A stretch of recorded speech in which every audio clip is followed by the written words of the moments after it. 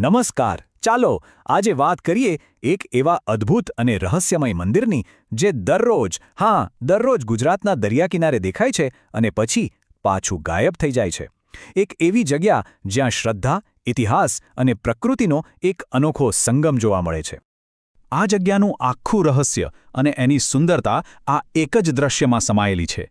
જુઓ, ભરતી વખતે અહીં દૂર દૂર સુધી માત્ર દરિયાના મોજા જ દેખાય, પણ જેવી ઓટ આવે કે તરત જ જાણે સમુદ્ર પોતે ભગવાન શિવને રસ્તો કરી આપતો હોય એમ એક માર્ગ ખુલી જાય છે. તો પછી સવાલ તો થાય જ ને કે આવું રોજ કેવી રીતે બને છે? આ મંદિર પાછળની કહાણી શું છે? ચાલો આજે આ આખી વાતને ઊંડાણથી જાણીએ અને સમજીએ. તો સૌથી પહેલાં એ સમજવું જરૂરી છે કે આ મંદિર આટલું ખાસ કેમ છે. એની ભૌગોલિક સ્થિતિ જ એને સૌથી અનોખી બનાવે છે. વિચારો, આ મંદિર કોઈ પર્વત પર કે શહેરની વચ્ચે નથી, પણ ભાવનગર પાસે કોળિયાક ગામથી અરબી સમુદ્રમાં લગભગ 3 કિલોમીટર અંદર આવેલું છે. આટલું અસામાન્ય સ્થાન જ એના રહસ્યનો પાયો છે. પણ આ મંદિર આવ્યું ક્યાંથી? એની પાછળની કથા જાણવા માટે આપણે સમયમાં ઘણું પાછળ જવું પડશે, છેક મહાભારતના યુગમાં. કારણ કે આ મંદિરનો જન્મ એક મહાન વિજય પછીની ઊંડી પીડામાંથી થયો હતો. કુરુક્ષેત્રનું યુદ્ધ પૂરું થયું. પાંડવો જીત્યા તો ખરા, પણ એ જીતની ખુશી નહોતી. મનમાં એક ઊંડો અફસોસ હતો, કારણ કે એમણે પોતાના જ ભાઈઓ, પોતાના જ વડીલો અને ગુરુઓનો વધ કર્યો હતો. આ પાપને શાસ્ત્રોમાં ગોત્ર હત્યા કહેવાયું છે, એટલે કે પોતાના જ કુળનો, પોતાના જ લોહીનો નાશ કરવો. આનાથી મોટો કોઈ કલંક ન હોઈ શકે. અને પાંડવો આ કલંકમાંથી મુક્તિ મેળવવા માટે તડપી રહ્યા હતા. આ જ વેદના લઈને પાંડવો પહોંચ્યા ભગવાન શ્રી કૃષ્ણ પાસે. એમણે વિનંતી કરી કે ભલે અમને રાજપાટ મળ્યું, પણ અમારા મનને શાંતિ નથી. આ પાપના બોજમાંથી અમને બહાર કાઢો.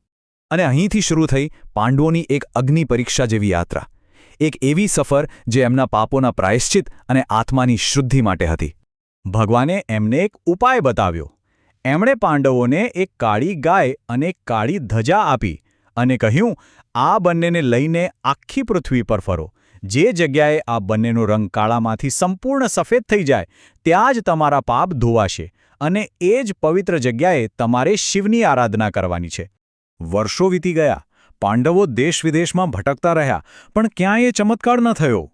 અને પછી એક દિવસ જ્યારે તેઓ લગભગ થાકી ગયા હતા, ત્યારે એક અણધારી જગ્યાએ એમની યાત્રાનો અંત આવ્યો. એ જગ્યા હતી ગુજરાતનો કોળિયાક તટ. જેવા પાંડવો ત્યાં દરિયા કિનારે પહોંચ્યા કે તરત જ એમની આંખો સામે જ પેલી કાળી ગાય અને કાળી ધ્વજાનો રંગ બરફ જેવો સફેદ થઈ ગયો. પાંડવો સમજી ગયા કે આ જ એ દિવ્ય ભૂમિ છે જેની તેઓ વર્ષોથી શોધ કરી રહ્યા હતા. તો પાપ મુક્તિનો સંકેત તો મળી ગયો. હવે વારો હતો ભગવાન શિવનો આભાર માનવાનો અને એ પવિત્ર સ્થળની સ્મૃતિને કાયમ માટે અમર બનાવી દેવાનો.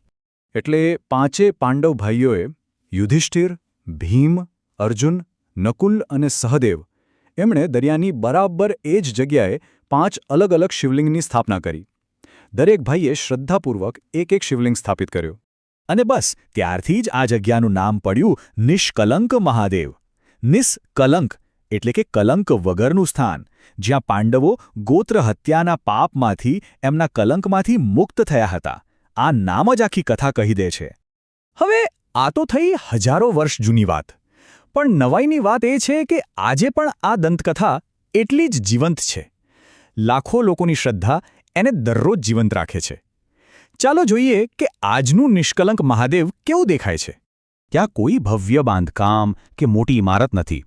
દરિયાની વચ્ચે એક નાનકડો સાધારણ ઓટલો છે, જેના પર 5 શિવલિંગ અને એમની સામે નંદી મહારાજ બિરાજમાન છે. અને ખાસ વાત, મંદિર પર લહેરાતો ધ્વજ ગમે તેવી મોટી ભરતીમાં પણ ક્યારેય પાણીમાં ડૂબતો નથી. અહીં ભક્ત અને ભગવાન વચ્ચે કોઈ નથી. લોકો જાતે જ અભિષેક અને પૂજા કરી શકે છે.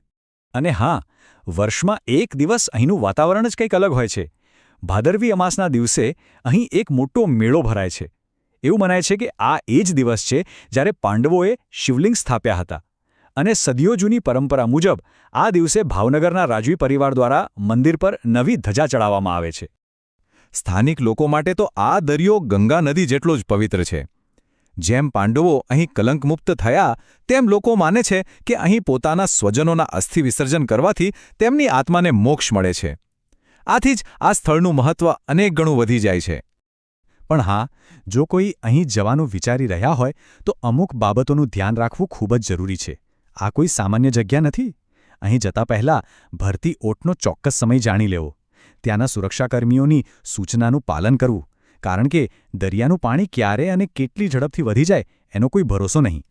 સાચું કહું તો નિષ્કલંક મહાદેવના દર્શન કરવા એ માત્ર એક ધાર્મિક વિધિ નથી. એનાથી કંઈક વિશેષ છે. એ એક અનુભવ છે, આત્માની શુદ્ધિનો અનુભવ. દરિયાની વચ્ચે ઊભા રહીને વ્યક્તિ પોતાની બધી જ ચિંતાઓ અને પાપને એ લહેરોમાં વહાવી દે અને એકદમ હળવાશ અનુભવે છે. અંતે એક સવાલ મનમાં રહી જાય છે. શું દુનિયામાં આવી કોઈ બીજી જગ્યા હશે જ્યાં પ્રકૃતિ પોતે હજારો વર્ષોથી દરરોજ આટલી શ્રદ્ધાથી એક પ્રાચીન કથાને જીવંત રાખતી હોય? વિચારવા જેવી વાત છે, ખરું ને?